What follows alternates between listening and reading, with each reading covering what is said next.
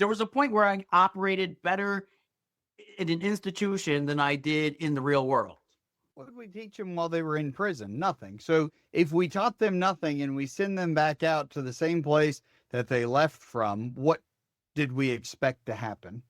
Listen, you would have been better off buying me a car and a wardrobe and putting me up in an apartment and giving me treatment when I was 18 years old. It would have cost you a hell of a lot less.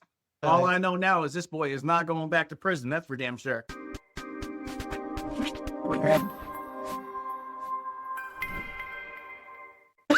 For the people that are sitting at home, how did childhood start? Run us through the whole thing. Yeah, for sure. I grew up in a single parent household. I do have two older sisters, the youngest of which is 17 years older than me. So I'm a baby. We didn't have that typical, sibling relationship. My mother struggled with mental health issues ever since I can remember. She was also hit by a car years ago, which made mobility and independence kind of hard for her. My sisters ended up moving out of the house when I was relatively young, probably 5, 6 years old. And so it was really my mother and me. And there was a point where looking back now, I didn't realize it at the time, but I became my mother's counselor. I was my mother's sounding board, even at that young age, right? Yeah. There was a lot of control issues. Always felt like nothing I did was ever quite good enough. It was like, oh, good job. But there was always the constant criticism. My mother was very narcissistic, didn't want anybody to know, what went on behind closed doors and paint this beautiful picture. And that picture was far from what it really was. Now, I'm not going to sit here and tell you I had some horrible childhood, that I was starved to death and got beaten, right? None of that happened. And I think part of that, and I think other people can probably relate to this, is we normalize that trauma because it's not all the way on this extreme level, right? We normalize it. We say, oh, this is just how it is. Consequently, I ended up moving out of the house around, I want to say almost 17 years old, 16, almost 17. My mother found me smoking cigarettes and she said, either that shit's going or you're going. I'm not having that crap in my house. And honestly, I was just looking for a reason to get out at that point. Went to go live with my sister over the summer, and I had this newfound freedom. I was able to make decisions and stuff that I wasn't able to before. Remember, I told you my mother was very controlling, down to the clothes and stuff that I wore to school, right? Yeah. So with that control, I never had consequences either. I didn't know what bad decisions were because I was being protected from them all. So now I have all this freedom in the world. I'm hanging out with, some of my older cousins and stuff. We're going to parties. We're smoking weed. I'm like, wow, this is what I've been missing out on. This is how normal kids are my age, right? Like, yeah, I've been living in this bubble. This is great. Then went into, sniffing some Percocets here and there, and the Oxycontin wave was big. Now, and sorry to interrupt, but did you Yeah. start from injury or was it just availability? No, so it was dibbling and dabbling here and there, right? Just recreational, quote unquote, what teenagers do, right? Sure. From there, I ended up joining a gang. I got that acceptance that I didn't have at home. Yeah. I got that camaraderie.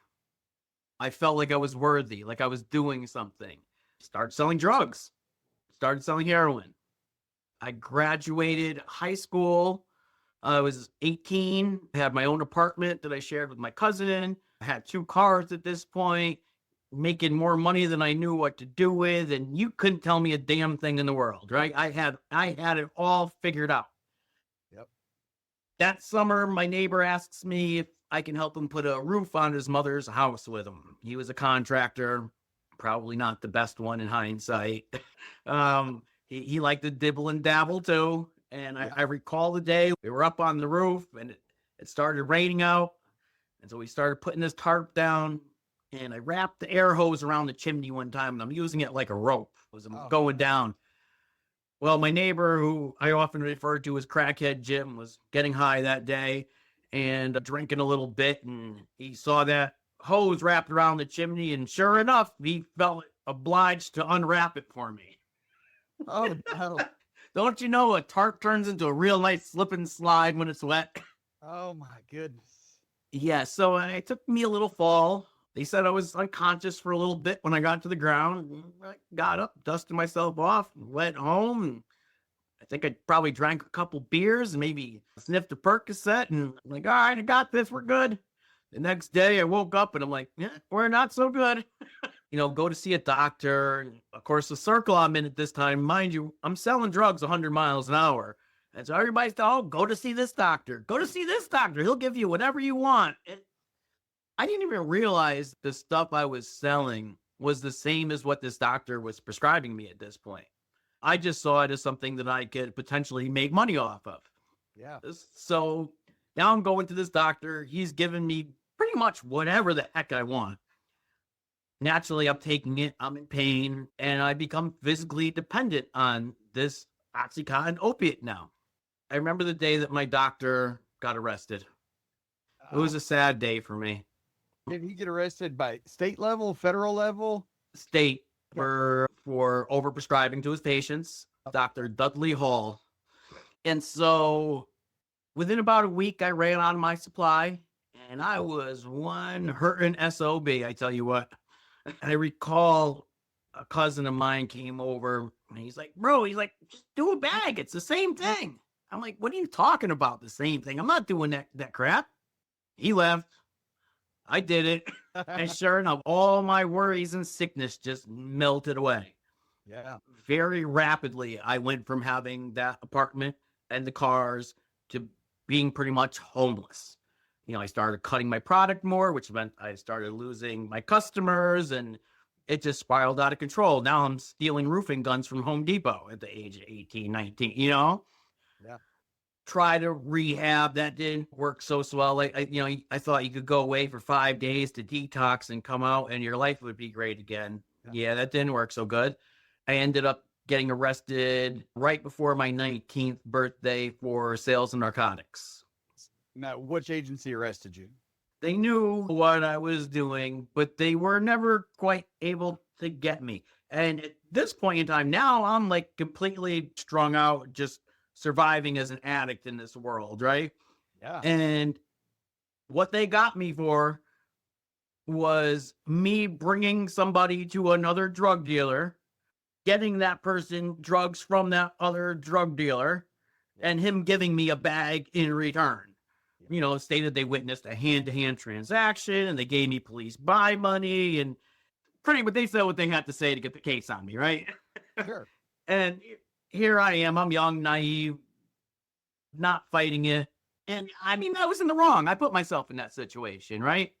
However, my hope was that somebody was going to help me. I was new to this system. I didn't think that they were going to lock me in a cage for 1.5 years of my life. I thought that the system was going to help me. And that is the last thing I got. So they got you with a felony? Yeah. Oh, yeah. Yep. Man. Okay. So they put you got 1.5 years confinement. Did you end up doing the whole 18 or how? No, I did about 9 months on that. Ended up getting out. And of course, I end up using again. And I recall, I said, okay, I just want to kind of live a normal life. All my friends and stuff, they're smoking weed, they're drinking once in a while. I'm like, damn, I can't even smoke weed right now. If I go and give this urine, I'm going to be violated and go right back. Me being the bright individual I am, I said, well, opiates are out of you in 3 days. Yeah, so we know how that ended. And initially on parole officers and stuff, it's not the same attitude that they have now. I think a lot of parole and probation, they're leaning more toward getting individuals help and treatment, whereas back then, you violate, you're going back to prison. And so that was the case. I went back to prison, finished up a couple months and got out, and sure enough, don't you know it, I got high again. It might have taken a little bit of time, but back to getting high again. And they didn't have any programs available for you or anything that you did to help while you were in prison to transition you for when you got out? No, the thing about, at least in Connecticut prisons, and they've gotten a lot better this over the years. Granted, this was in the early 2000s when this happened, right? let me speak on what they have now as opposed to then. But back then, programming was very minimal. But even today, so they have programming within the prisons. However, for an individual to get into that programming, you have to meet certain criteria. Their length of sentence has to be under a certain amount of time. Basically, they make it extremely difficult to even get into any of the programs. And then when you do, they're very surface level. Yeah. It to me, I always saw it as they're offering this so they can check the box. So you can say, we gave this individual treatment. That way, when he goes back out and messes up, we can say, we did our due diligence. Yeah. The focus wasn't really on trying to rehabilitate anybody. I think that has gotten a little bit better over the years, but we're still not where we need to be. I don't think that there's any place in North America that's where they need to be when it comes No. to that. No, not at all. And so you get out after those couple of months, what happened? So I get back into selling drugs again, right? And this was time and time again. So I did this on the installment plan throughout my life. It's just in and out. And it was pretty common, right? I would get out. I would kind of get some BS job. But mind you, I'm 18, 19, 20. I never really matured. I never found my path in life. I never found a strong social support group. I never found out what I really want to do for a living. I didn't have any experience or schooling and every time I got out of prison, I was just kind of winging it. Let me go. Now, were you still in the gang at that point? Yes. Yep. Okay. However, over the years, it kind of dwindled down from what it was. Late 90s, early 2000s, gang activity was a lot more prevalent than what it is now. And even just being in that, it put me in a lot of situations that I did not want to be in, but did not have a choice. I should probably be buried under the prison right now based upon some of those decisions. But it came down to either you're going to do what we tell you or you're going to pay the price. Yeah. They didn't tell me that on sign-on. I don't think that their recruiter was wanting to give all the information at first. Yeah, no, they were selective. And, my normal was not what normal should be. My normal was selling drugs, being around individuals that are committing crimes, just being in that atmosphere. That was my normal. That was my baseline. I didn't know anything different. It's almost like a dog that doesn't see color, right? They only see black and white. You can't expect a dog to know what color is because he doesn't know. In the same sense, I didn't know what I didn't know. And I never had anybody to show me. And so I would get out, maybe get some bullshit job, CVS, stupid, right? And I'm not making anything near where I was when I was selling drugs. Yeah. My life sucks right now. I can't afford anything. I got to live on my sister's couch right now and pee in a cup and nothing's fun. Everything sucks. And so I would go back to what I knew time and time again, every time. What broke that cycle for you? Of a couple things all work together. First thing is I got conditioned to the consequences. Have you ever heard of frog soup? Yep. Put a frog in a pot of boiling water. He's going to jump out. I put that frog in a pot of lukewarm water and I put him on the stove and turn it up. Yeah. Right. He's cook himself. I was cooking myself to death. Yeah. Consequences didn't mean anything anymore. By my third time in prison, I was like, I knew how to fill everything out, get what I needed. There was a point where I operated better in an institution than I did in the real world. Yeah. And that's just the reality of it, right? So a couple things happened.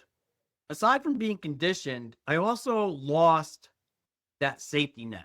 I always knew I got a sister that can take me in, that I can sponsor to. I got people, my family will give me some money when I come home, get me clothes. And worst case scenario, I got a couch I can sleep on. I got somebody to give me rides to a job if I need it. Even the commissary money when I was in prison, the visits, the cards, eventually all that stopped. My family said, listen, if you want to live this lifestyle, that is completely your choice, but we're not living it with you anymore. And they meant it. This last time I was in prison, which was, I want to say just under 5 years ago, I found myself sitting there So you about to were in be, during COVID? yeah, yep, Okay. definitely an interesting situation. Yeah, I see so. Yeah, I got incarcerated within a few months after I got incarcerated, COVID hit. I'm like, oh shit, we are screwed. I'm going to die in here. Oh no. I didn't have any phone calls. I didn't have any money coming in. I didn't have any birthday cards. I was excommunicated. Done. Yep. And so I find myself sitting there and I'm like, what do you have to go home to? An ankle monitor? A bar of Irish Spring that you managed to buy from commissary? That's it. You don't have anything. What are you going to do? And it was like a reality awakening for me. And then I'm like, I don't think I'm going to get parole on this bid. I've violated every time. In fact, the state's attorney said to me, sir, the state will never spend the time or effort to ever put you on probation ever again. We're giving you a flat sentence. So I'm like, okay. So they have a program in the Connecticut prison. It's called Tier 4. It's a recovery community within the prison. And it's very structured around like mindfulness training. For instance, individuals like you couldn't keep a cup or anything on top of your headboard. If you do, you get written up by one of your peers. If you're talking more than at a whisper level inside the dorm, you get written up by one of your peers. If there's more than one person at somebody's bed, you get written up by one of your peers. And so I've always avoided this program like the plague. Everybody talked about it in prison. Oh, that's the snitch program there. Blah, blah. It's a setup for failure. And so because of the stigma around it, I avoided it like the plague. And this last bid, I was like, if I want to maybe even have a chance of maybe them considering me for parole at the end of this, I should probably do this program. And as I mentioned to you, we were in COVID at the time, so all the programs were shut down. Once COVID lifted, they opened stuff back up, and I happened to be one of the first 5 people into this program. I remember walking into this. It's a block, it's a dormitory inside the prison, and the only people in this dorm are just people in this program. There were 3 other people in the entire dorm that fits 200 when I walked into it. I'm like, what the hell did I just walk into? Wow. However, I was extremely fortunate. The lady that was running it, her name is Morgan Cease. She's now the warden of New Haven Correctional Institution, but she had a background in addiction counseling. Okay. And the way that she ran that program was different from any other of the stories that I had heard. Interesting.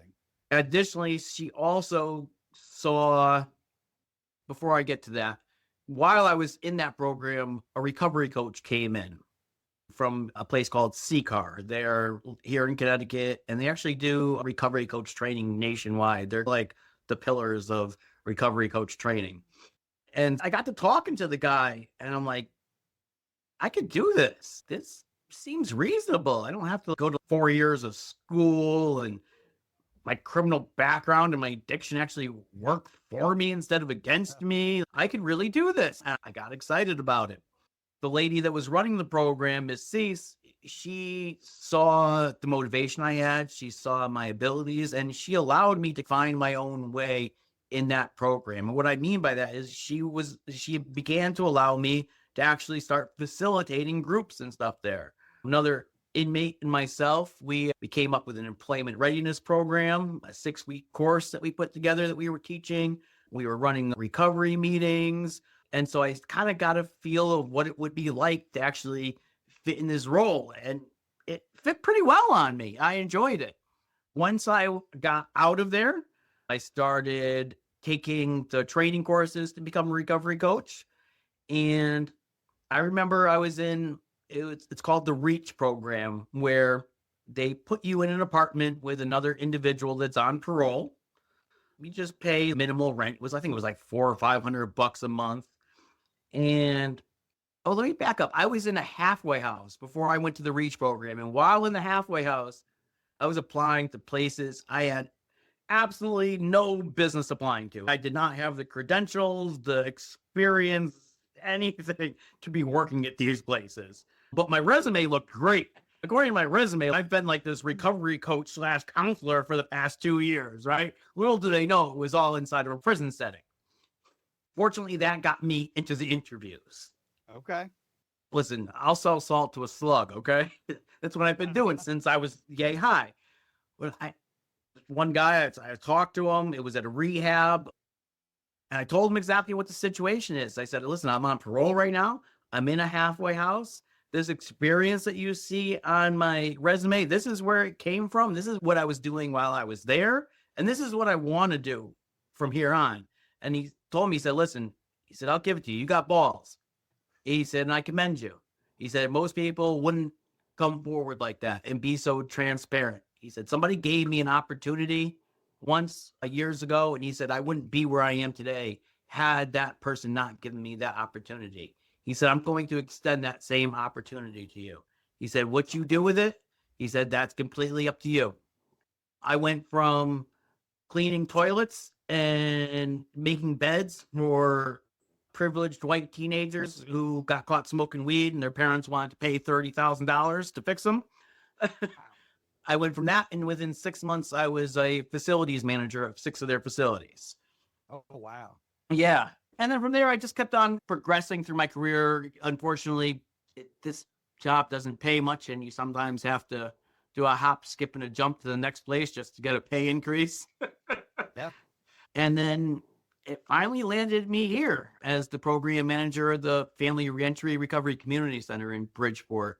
And I actually got to take a hand in opening this place 2.5 years ago.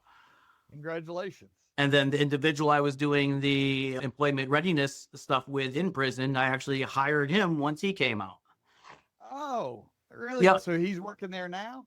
Unfortunately not. He did go on. He's actually running his own business now, training dogs. Nice. Yeah. Okay. So now that you opened this place, it's been 2.5 years. What are you seeing that is working, that is something that everybody should know? Hey, this is a gold standard thing that everybody should know is happening that works. Meeting people where they are. I remember being, I want to say 18, 19, 20, even a little older, and going into Narcotics Anonymous meetings and them telling me, you can never smoke weed again. You can't drink. No, you're going to die. These old timers, they would just drill it into you, and you got to find God. And if you don't, you're going to die. And it was very off-putting to me. I felt that I can't live up to that. I can never do that again. And I said, so why try it all? And I walked away from it. One thing I learned, not just from my own personal experience, but from working in this field, is there are about as many paths to recovery as there are people.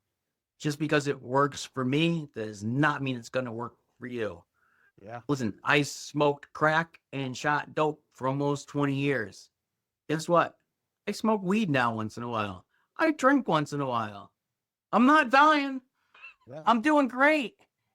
But that doesn't mean that me doing it is going to work for you.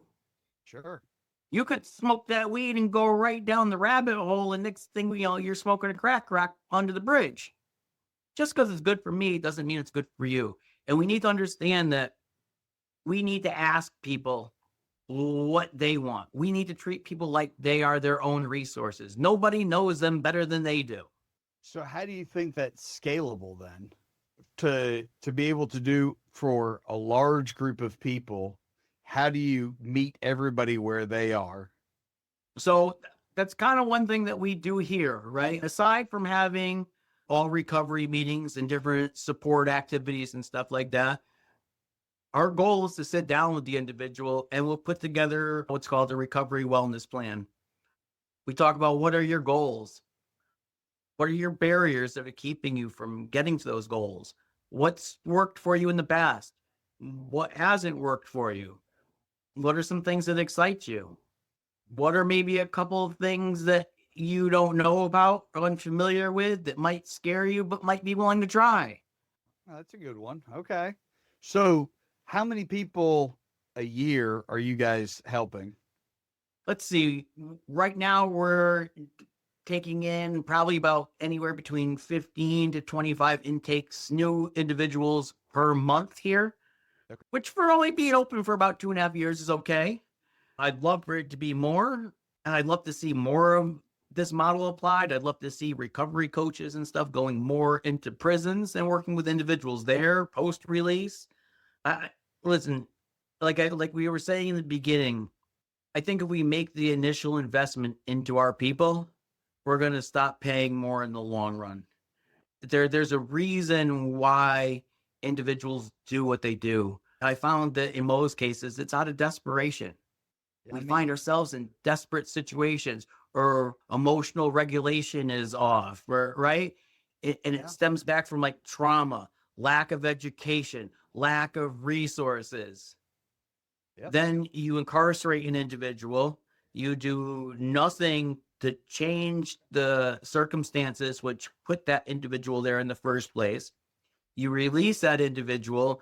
9 times out of 10, they're going back either to the same place that they were or to another environment that really isn't great for reentry or stabilization. Think about where halfway houses and group homes and stuff like that are.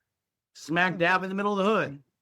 What did we teach them while they were in prison? Nothing. So if we taught them nothing and we send them back out to the same place that they left from, what did we expect to happen? Isn't that the definition of insanity? Doing the same thing, right? Over and over again and expecting a different result. Why does it only apply to addicts? Why does it not apply to society? We are literally doing one thing and expecting different results. Yeah. It doesn't align. Yep. I agree. And that's why I'm trying to spread the word as much as I can. The goal is that the more people that are spreading this word, the more that are trying to explain it, the more ears that hear it, maybe the more things can change. So I tell you what, at the age of 18, when I first got arrested, if you had put me into a long-term treatment program, maybe gave me some job skills, gave me a safe housing and stuff like that when I was released, provided me maybe with some transportation and some clothes, introduced me to strong social networks, right? Yeah. Basically, give me a foundation to stand on. Yeah. I wouldn't have been back to prison on the installment plan. And what's interesting about everything that you just mentioned is that's kind of the fundamentals of what we teach our children.